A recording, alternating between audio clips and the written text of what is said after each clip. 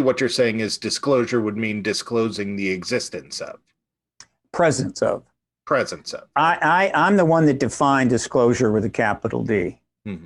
Small d disclosure had been out there. Greer was using it back in the 90s, right up into the early 2000s, no problem. But it was, in that context, it was the process. Mm-hmm. The disclosure project was about revealing more to the public, disclosing to the public, no problem. I made a decision to create a new word, a proper noun, disclosure with a capital D. Well, actually, it already exists as a proper noun. It was the name of a movie with Demi Moore. But in any event. And Michael Douglas. Now, why was that important? Because there's an activist movement. That's what I'm involved in. And for an activist movement to succeed, it has to have a defined goal. You have to know exactly what you're trying to get to. If you're going to sign petitions, march in the street, spend your money, make whatever personal sacrifice, you just don't do it for some nebulous possibility. You have to have a defined outcome. For the civil rights movement, we know what that was. The women's suffrage movement, we know what that was. Women's right to vote. And that's what they got. Mm. So what's the defined movement for the activist movement with respect to the extraterrestrial presence? Not the research.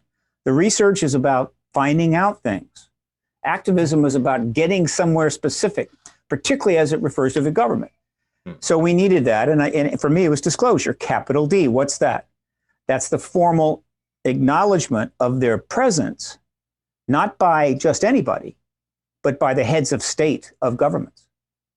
So in other words, when those words come out of the mouth of, say, President Biden, that's disclosure. If they come out of the mouth of President Putin, that's disclosure. Now, there's been some confusion about that, and I understand. People are confusing small d disclosure with capital D disclosure, and it gets kind of messy.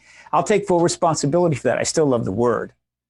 Right. Some people start using the word. It makes sense. Some people use the word confirmation. Right. Sure. Yeah, it makes sense. I do think that before it was carrying the connotation for me that there was a relationship between our government and these alien extraterrestrials. Well, yeah. But it makes sense that they could just be aware of them. And I think that brings us to the next obvious question, and that is, I mean, why not tell us? I mean, why? I can't imagine that in this world of technology, in this world of amateur researchers, amateur astrologists, and all sorts of stuff. I mean, why hide it?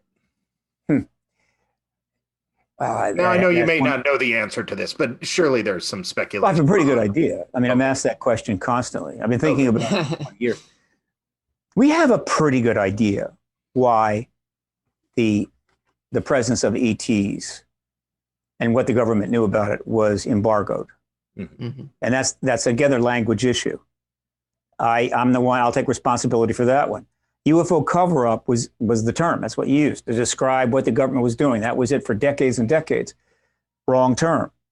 And you want your language to be clear and productive and not destructive. There are many instances in activist movements where language pops up, which is really not helpful at all, but people just get on it and off they go. And that's bad. That's a bad idea.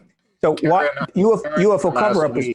We were talking about, Kara and I last week, we were talking about the coronavirus and how we felt that I felt that the use of the word novel was part of the problem with people, and people didn't really understand the word, and the confusion of that term actually led to a lot of confusion in the public. So I get what you're saying. You really want to that's an instance vocabulary. Yeah, that's an instance of simply the language being referred to it.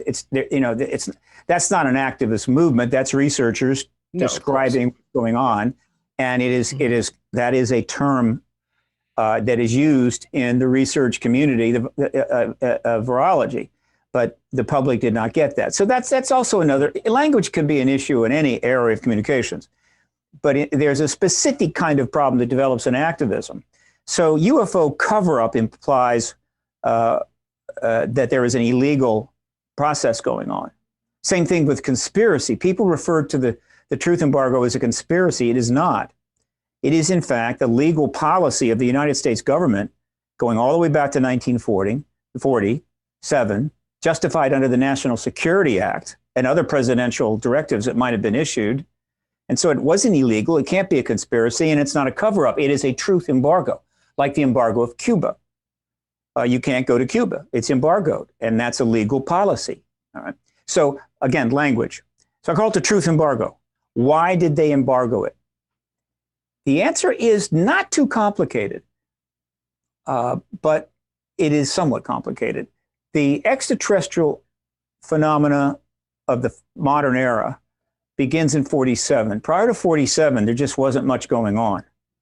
Throughout the first half of the 20th century, there's just very little happening for whatever reason. Don't know. But after we dropped the bombs in Japan and started developing, well, in our case, the fusion bomb, we already had the fission bomb. Suddenly, in early 47, craft started appearing in large numbers and were being seen all over the world.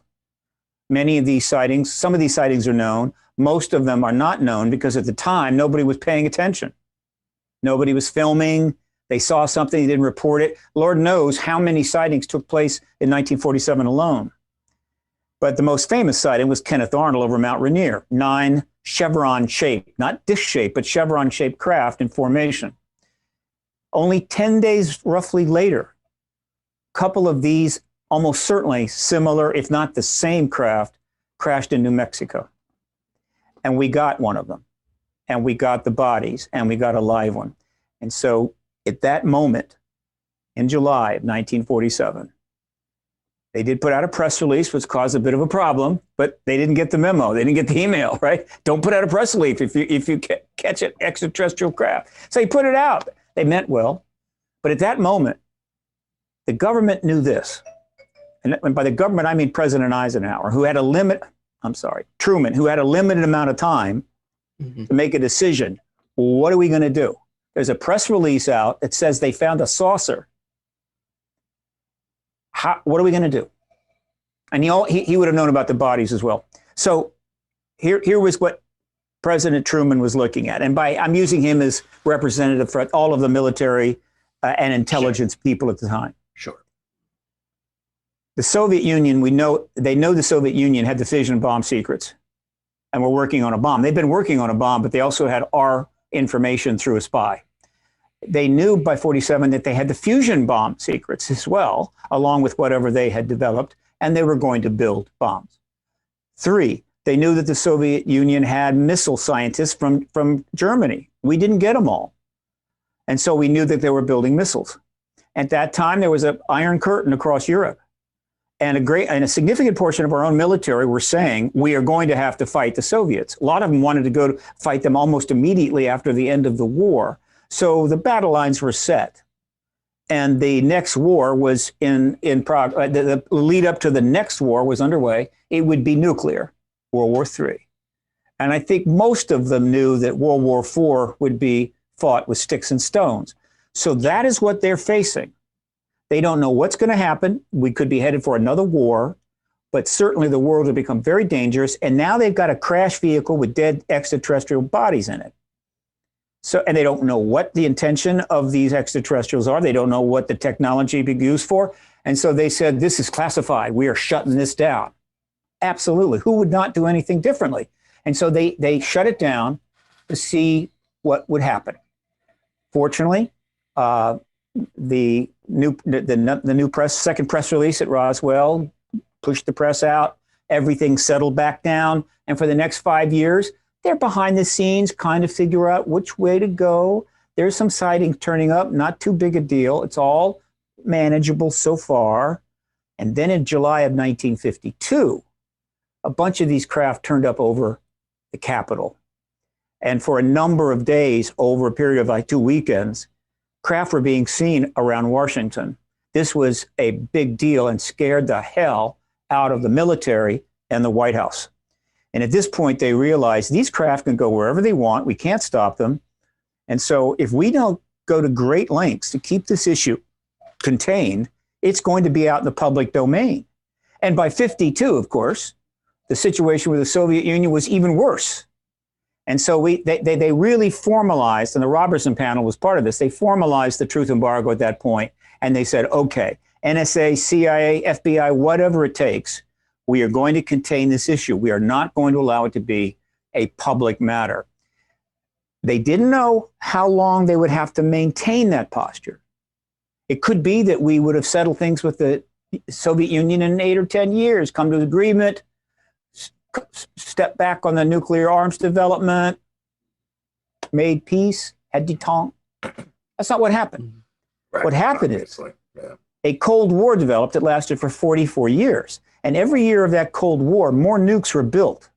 More countries became nuclear countries. So by 1986, there were in excess of 80,000 nuclear warheads in the stockpiles or ready for launch in 8 different countries. And so because of that circumstance, the truth embargo was locked in place for those 44 years solid. Nobody was going to make any progress. Forget about it.